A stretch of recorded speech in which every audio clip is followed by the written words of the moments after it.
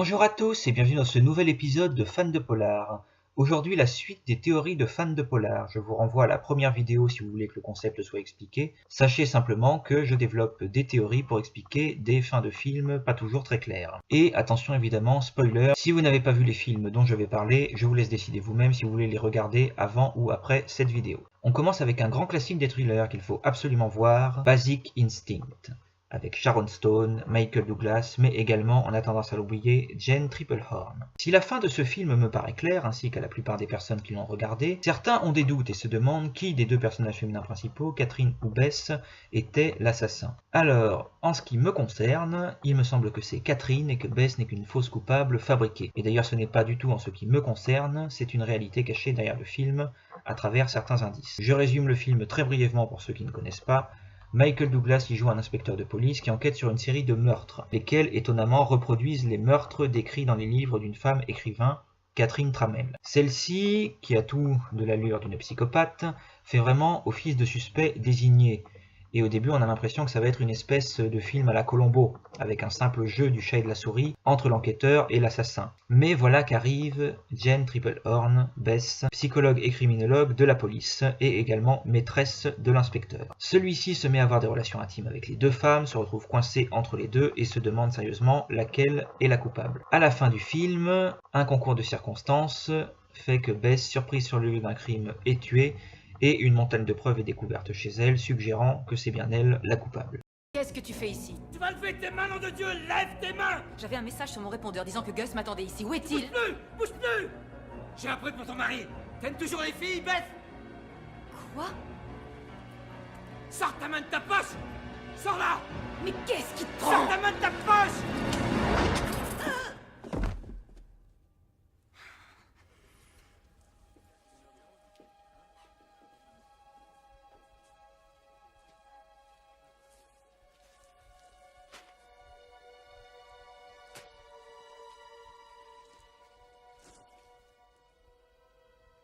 Il est de chez nous. Nom de Dieu. Il faut fouiller l'appartement de Bess. Un calibre 38 dans la bibliothèque derrière des bouquins. Dites à la balistique de vérifier pour Nielsen. Lieutenant, vous devriez venir.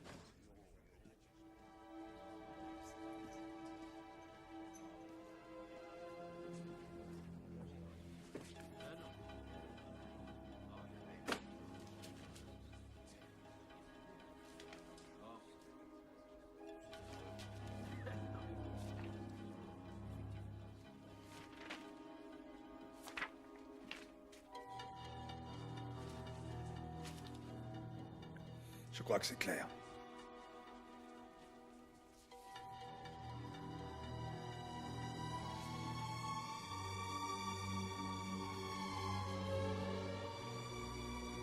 Voilà, peu après ces événements, alors que Sharon Stone et Michael Douglas se retrouvent et font l'amour, celle-ci a un geste curieux en direction du dessous du lit, et on s'aperçoit lorsque la caméra descend qu'un pic à glace y est caché, ce qui suggérait que finalement, la meurtrière au pic à glace n'est autre que Sharon Stone, Catherine Tramell. Malgré ça, certains ont des doutes. Vu qu'elle ne tue pas Michael Douglas à la fin du film, finalement, on se demande si c'est bien elle qui a commis les meurtres, si c'était Bess, un petit peu les deux. Pour certains, c'est embrouillé et pas clair. Je vais donc essayer de clarifier tout ça en vous présentant les éléments de preuve irréfutables que l'assassin est bien Sharon Stone. Premier argument, sachez que c'est Sharon Stone qui joue la scène d'introduction. Même si elle est tournée de manière à ce qu'on ne voit pas le visage de la femme, c'est elle qui a tourné cette scène. On le sait grâce au réalisateur et à différents membres de l'équipe technique. Le seul fait qu'elle ait tourné la scène prouve pour moi que c'est son personnage qui est dedans, et que donc son personnage, Catherine Tramell, est bien la coupable. Concernant le deuxième argument, regardez bien, ou plutôt écoutez bien, la scène qui va suivre.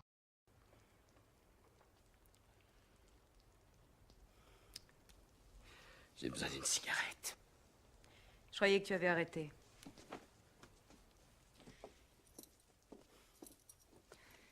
Dans le premier tiroir, dans l'entrée. Et va la fumer chez toi. Voilà, elle vient de lui dire d'aller chercher des cigarettes dans le tiroir du haut, dans l'entrée. Or, devinez quoi?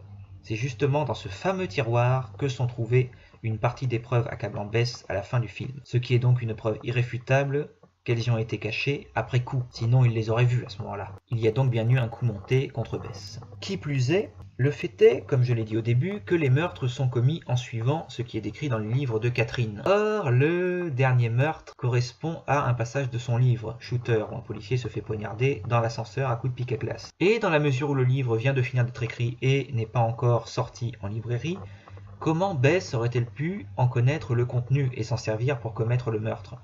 Il n'y avait que l'auteur, Catherine, qui pouvait le savoir. Pour finir, si vous regardez attentivement la scène du meurtre de Gus, vous vous rendez compte que la meurtrière se couvre de sang, notamment la main et l'avant-bras. Alors quand bien même Bess aurait eu le temps de jeter son déguisement dans la cage d'escalier et de changer de vêtements, de mettre un autre manteau, jamais elle n'aurait eu le temps d'essuyer tout le sang qu'elle avait sur elle. En tout cas, pas en 20 secondes. C'est le temps qui s'écoule entre le meurtre et l'arrivée de Michael Douglas sur place, qui tombe nez à nez avec Bess. Bref, vous l'aurez compris, il n'y a aucun doute possible, Bess était innocente, victime d'un coup monté. La véritable coupable est Sharon Stone, Catherine Tramell, psychopathe, sociopathe, manipulatrice et un véritable génie du crime. Voilà pour les années 90. Passons maintenant aux années 2000 avec le film Broken Flower. Alors, c'est un petit peu particulier, il ne s'agit pas à proprement parler d'un film policier, mais d'une comédie dramatique. Seulement, elle m'a fait me poser pas mal de questions.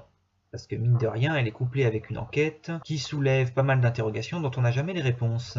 Et franchement, si vous n'avez jamais vu de comédie dramatique et que vous n'aimez pas trop ça, regardez celle-là. Moi j'aime bien les choses nouvelles et franchement une comédie dramatique couplée avec une sorte d'enquête policière, c'est pas banal. Je résume là aussi l'histoire assez rapidement. Notre héros, interprété par Bill Murray, Don, est un Don Juan sur le retour. Voilà. Un homme qui papillonne d'une femme à l'autre, il a fait ça toute sa vie, il ne s'est jamais posé, marié, n'a jamais eu d'enfant. Un jour, sa compagne du moment, Sherry, décide de le quitter, justement parce qu'elle en a marre de cette situation. Et peu après, Don reçoit une lettre l'informant qu'il aurait en fait un fils caché, qu'il avait eu avec une de ses conquêtes à une certaine période de sa vie. Son ami Winston, un grand féru d'enquête policière, l'oblige à partir en voyage et à aller rencontrer chacune des 4 femmes qu'il a connues à l'époque pour essayer de découvrir laquelle est la mère de son fils. Même s'il ne suffira pas de simplement poser la question, dans la mesure où elles seront peut-être pas toutes contentes de le voir, et dans la mesure où, justement, celle qui a écrit la lettre a choisi de garder l'anonymat. Bon, je ne vous détaille pas toute l'enquête, Don va rendre visite à chacune de ses conquêtes, on retrouve d'ailleurs l'actrice Sharon Stone et d'autres actrices célèbres. Pas mal d'indices, pas mal de fausses pistes qui vont dans tous les sens. Au final, quand il revient, il n'est pas plus avancé, il ignore si oui ou non il a un fils, et si oui, qui en est la mère. Il en vient à se demander s'il y avait un seul mot de vrai dans la lettre. C'est un mot que j'ai trouvé chez moi à mon retour. Encre rouge sur papier rose. C'est de Sherry. Quoi? De Sherry? Pourquoi tu me l'as pas dit? Et je peux voir. L'enveloppe et le papier ne sont pas tout à fait du même format. Quant à l'écriture, elle ressemble beaucoup à celle de l'adresse sur l'enveloppe, mais je suis pas sûr. Sherry t'aime encore. Tu crois que Sherry aurait pu envoyer la première lettre et inventer tout ça juste pour t'emmerder? Va savoir. Et je pense effectivement que c'est Sherry, sa compagne qui le quitte au début, qui a écrit cette lettre. Alors, il y a un certain nombre d'arguments qui viennent appuyer cette théorie. Ce sont surtout en fait des coïncidences que personnellement, j'arrive pas à faire passer. D'abord le fait que Sherry quitte Don juste au moment où la lettre arrive, et qu'elle lui fasse justement ce discours un petit peu moralisateur sur « mais tu te rends compte, tu as un donjon sur le retour, tu pourrais être heureux, avoir des enfants ». Deuxièmement, la lettre qui arrive à la fin, encre rouge sur papier rose, écrite par Sherry, est justement une lettre extrêmement similaire. C'est du moins ce qu'a l'air de penser Winston, même si malheureusement le film se termine avant qu'il compare les écritures. À ça, on peut ajouter que l'enquête de Don, justement, n'a rien donné. Il semble que chacune de ses 4 anciennes compagnes n'ait pas eu d'enfant, ou en tout cas pas de fils. Et que donc, si l'enquête n'a pas abouti, c'est justement parce qu'il n'y avait rien à trouver. Mais le point le plus important pour moi, c'est que cette théorie épouse et justifie l'intégralité du scénario et de l'intérêt du film. Don, après ce voyage, on le sent, va subir une métamorphose de sa personne. Il se rend compte de ce qu'a été sa vie jusque-là et il éprouve beaucoup de regrets. Ce voyage qu'il a fait, le fait de retrouver ses anciennes conquêtes et de leur parler, de s'imaginer qu'il avait un fils, le fait est que maintenant il a tendance à le voir un petit peu de partout, tout ça lui fait vraiment repenser sa vie, se remettre en question. Et j'ai envie pour ma part de croire que effectivement c'est Sherry qui est derrière tout ça, qu'ils vont se remettre ensemble et peut-être la fonder cette famille. Je crois que je n'ai pas envie de rester avec un Don Juan sur le retour, plus maintenant. Qu'est-ce que tu veux, Sherry? Qu'est-ce que tu veux, Don? J'ai l'impression d'être comme ta maîtresse. Sauf que tu n'es même pas marié. Regarde ton ami Winston à côté. Ils ont l'air tellement bien ensemble. Tu n'as jamais pensé à fonder un foyer? C'est ça que tu veux? Voilà, je terminerai non pas avec un film pour les années 2010, mais avec une série, la série Scream. Alors, pour ceux qui connaissent la saga cinématographique, vous avez dû aussi vous intéresser à la série. Alors bon, on n'aime pas, ça c'est chacun son opinion. Moi j'adore la saga cinématographique et j'ai bien aimé la série aussi. J'ai été déçu que la saison 3 devienne un reboot et non pas une continuité des saisons 1 et 2, puisque du coup ça me laisse avec une question dont j'aurais bien aimé avoir la réponse. Alors de nouveau, attention spoiler, je vais vraiment parler de toute la série depuis la saison 1 et par conséquent intégralement spoiler l'intrigue, y compris l'identité des différents tueurs. Donc si vous ne l'avez pas vu et que vous voulez la voir, vous pouvez vous arrêter là et sauter directement au générique de fin de cette vidéo. Résumé rapide, dans cette série, l'héroïne est Emma Duval, ici à l'extrême droite, accompagnée de son groupe d'amis. Ceux-ci se retrouvent victimes d'un tueur mystérieux, c'est le schéma classique des Scream, qui les appelle au téléphone avant de les massacrer à coups de couteau ou d'autres choses. Et tout ça semble lié à une vengeance du passé, notamment à la fameuse affaire Brandon James, où Brandon James, un adolescent défiguré, a commis plusieurs meurtres avant de disparaître, présumé mort, mais aussi présumé toujours vivant. Au terme de 2 saisons, on découvre qu'il s'agissait d'une vengeance orchestrée, d'abord dans la saison 1 par Piper Shaw, a priori une petite journaliste fouineuse, mais qui est en fait la demi-sœur d'Emma et la fille que Brandon James avait eue avec sa mère, venue pour se venger de la mère qu'il a abandonnée et de la sœur qui a tout eu à sa place. Dans la saison 2, on découvre que Piper avait un complice depuis le départ, qui n'est autre que Kieran Wilcox, le petit ami d'Emma, qui était en fait celui de Piper. Ils ont fait tout ça vraiment pour torturer Emma et la faire souffrir émotionnellement. Mais alors que Piper a été tué en légitime défense dans la saison 1 et que Kieran a été mis en prison, celui-ci est assassiné. On se demande bien par qui, on comprend qu'il doit s'agir du tueur d'origine, celui de l'affaire Brandon James.